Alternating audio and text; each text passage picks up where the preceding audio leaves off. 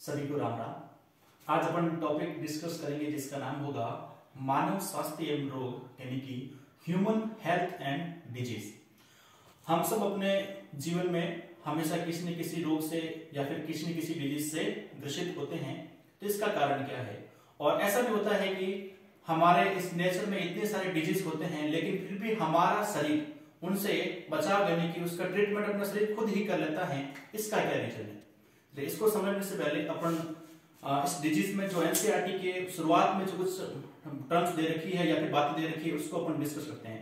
पहले क्या मानते थे कि एक कल्पना दी थी कि अच्छे तरह की परिकल्पना जिसे अपन बोलते हैं गुड ह्यूमर हाइपोथेसिस। ये क्या किसने दी थी? कि हिपोक्रेट, जिसको फादर ऑफ मेडिसिन बोलते हैं, और इंडियन आयुर्वेद सिस्टम, भारतीय चिकित्सा तंत्र, Indian Ayurveda systems plus Hippocrates ने बताया कि ये साइंटिस्ट क्या करते थे, आपस में एक टेबल कुर्सी लगाई और वहां पर बैठते थे और बैठ के सिर्फ विचार विमर्श करते थे, मतलब कि आपस में डिस्कशन करते थे। और इन्होंने डिस्कशन करते करते एक बात निकाली कि जिस व्यक्ति का बाइल, जिस व्यक्ति का बाइल ब्लैक होता है उससे फीवर होता है, यानी कि उसका बॉडी का टेम्परेचर ज्यादा होगा, और जिसका ब्लैक नहीं होगा उसको फीवर नहीं होगा, उसके बॉडी का टेम्परेचर कम होगा। अब आपके दिमाग में एक सवाल आ रहा होगा कि तो फिर ये इन्होंने कैसे बोला या फिर किसी ने ऑब्जेक्शन नहीं किया? तो उस टाइम इतनी ज्यादा रिसर्च नहीं थी कि इसके बारे में कोई ऑब्जेक्शन करे। जो भी बड़े बड़े साइंटिस्ट बोलते थे उसको मान लिया जाता था। लेकिन उसके बाद में एक और साइंटिस्ट आया जिसका नाम था विलियम हार्वे। विलियम हार्वे ने क्या किया, दो व्यक्ति को पकड़ा, एक जिसका ब्लैक बाइल था यानी कि पित्त रस था, वो काला था, और दूसरे वाले का ब्लैक नहीं था। दोनों को पकड़ा और दोनों के मुंह में एक उसने अपरेटस बनाया जिसका नाम दिया थर्मामीटर। दोनों को पकड़ा और मुंह के अंदर थर्मामीटर ठूस दिया। थर्मामीटर ठूसने के बाद उसने देखा कि दोनों का टेम्परेचर नॉर्मल है, और ऐसी बात नहीं थी कि ब्लैक वाले को फीवर था, ब्लैक वाले का टेम्परेचर भी नॉर्मल था, उसका भी नॉर्मल था। तो उसने बताया कि दोनों व्यक्ति साथ में हैं और इसको फीवर नहीं है, इसका टेम्परेचर बढ़ा हुआ नहीं है। इसलिए इस अच्छे तरह की परिकल्पना यानी कि गुड ह्यूमर हाइपोथेसिस को इन्होंने खारिज कर दिया।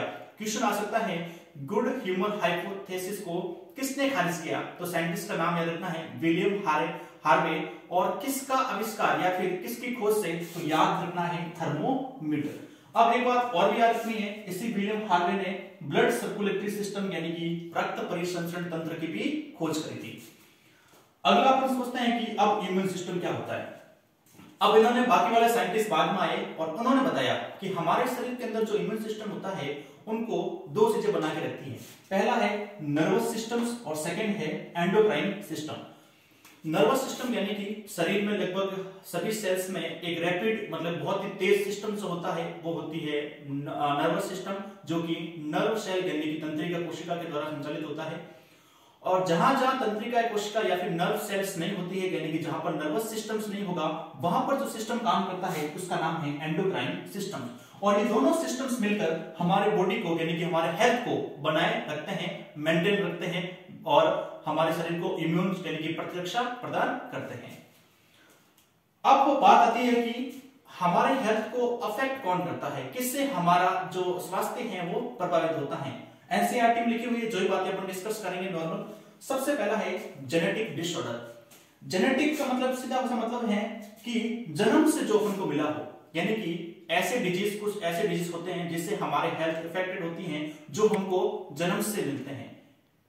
और सेकंड अपन देखते हैं इन्फेक्शन। इन्फेक्शन का मतलब आप समझ गए, संक्रमण किसी भी तरह का हो सकता है। अब अगर उसी को अपन संक्रमण भी बोल सकते हैं, जैसे अपन किसी कम्युनिकेबल कोई डिजीज है और उस व्यक्ति को हो रखा है संक्रामक रोग और अपन उसके संक्रमण आ रहे हैं, या फिर किसी को कोई इस प्रकार का इन्फेक्शन हो रखा है, अपन भी उसके कांटेक्ट में आ रहे हैं, तो उससे भी अपन अपनी की बॉडी जो होती है वो प्रभावित हो सकती है। अगला है लाइफस्टाइल। सबसे इंपॉर्टेंट रोल जो इसमें है वो लाइफस्टाइल का है, क्योंकि हम इन्फेक्शन वाले व्यक्ति से पास में बहुत कम जाते हैं या फिर इन्फेक्शन की संभावना हमें मान लीजिए उससे अपन बच सकते हैं, लेकिन लाइफस्टाइल जो होती है ना वो बढ़िया होनी चाहिए। कहने का मतलब अपन क्या खाते हैं, क्या पीते हैं, और उसके अलावा अपना रोज कितनी रेस्ट करते हैं, कितनी पर्याप्त मात्रा में नींद लेते हैं, और कितनी एक्सरसाइज करते हैं। सबसे इंपॉर्टेंट पार्ट है एक्सरसाइज। तो खाना पीना, इनसे भी क्या होता है, हमारे शरीर जो है वो हेल्थ जो होता है वो अफेक्टेड होता है, यानी कि प्रभावित होता है। तो अगर कोई पूछे आपसे कि हेल्थ किन मुख्य 3 बातों से अफेक्टेड होता है, सबसे पहले जेनेटिक डिसऑर्डर आ गया, इन्फेक्शन आ गया और लाइफस्टाइल आ गया। ये 3 चीजें इसमें अपन को याद रखनी है। अगला अपना है कि हेल्थ का मतलब क्या है, एक्चुअल में हेल्थ होती क्या है। देखो, हेल्थ का मतलब अपने सामान्य भाषा में बोलते हैं कि एब्सेंस ऑफ डिजीज, यानी कि रोग की अनुपस्थिति। एक बात याद रखना है, अगर किसी व्यक्ति में रोग नहीं है इसका मतलब अपन ये नहीं बोल सकते कि उसकी हेल्थ अच्छी है। हेल्थ का एनसीईआरटी ने दे रखा है, एनसीईआरटी ने दे रखा है फिजिकल, मेंटल और सोशल, भौतिक रूप से, मानसिक रूप से और सामाजिक रूप से। एक एक पॉइंट को अपन डिस्कस करते हैं। फिजिकल मतलब क्या हुआ, कहने का मतलब सबसे पहले उसकी बॉडी की मतलब एक्सरसाइज पर्याप्त मात्रा में वो कर रहा है, तो बॉडी के अपीयरेंस यानी कि फिजिकल में ये चीजें सारी हैं। खाना पीना कैसे खा रहा है, फूड मतलब वो सब, तो अपनी बॉडी की स्ट्रेंथ भी चाहिए होनी चाहिए। मतलब कुछ लोग जिम विम करते हैं, जैसे आपने देखा होगा, बॉडी बनाने के लिए। अब सिर्फ बॉडी अच्छी है इसका मतलब उसकी हेल्थ सही नहीं है। सेकंड जो सब चीज आ रही है वो है मेंटल।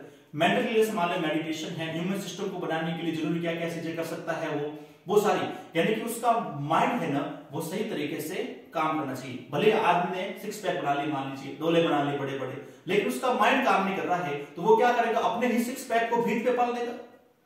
अरे अपने ही 6 पैक को भीत पे पालेगा या फिर अपने मुक्के मारेगा, क्योंकि उसने 6 पैक बनाया लेकिन उसका मेंटल सही से काम नहीं कर रहा है।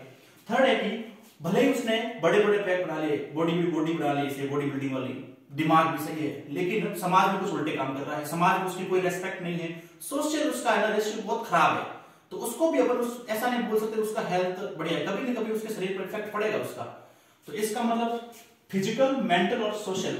अब अगर आपसे कोई पूछे कि इन तीनों में सबसे इंपॉर्टेंट कौन है, तो आपको पता है फिजिकल और सोशल के बीच में कौन आ रहा है, मेंटल, यानी कि मानसिक रूप से स्वस्थ होना सबसे इंपॉर्टेंट है। अगर मानसिक स्वस्थ है, क्योंकि अगर दिमाग सही है तो बॉडी किसी भी मुल्क बना सकते हैं और समाज में रेस्पेक्ट बना सकते हैं, लेकिन अगर दिमाग ही काम नहीं कर रहा है तो ना बॉडी बन पाओगे और बन भी जाएगी किसी काम की नहीं रहेगी। ये अपने हेल्थ की परिभाषा दे रखी है।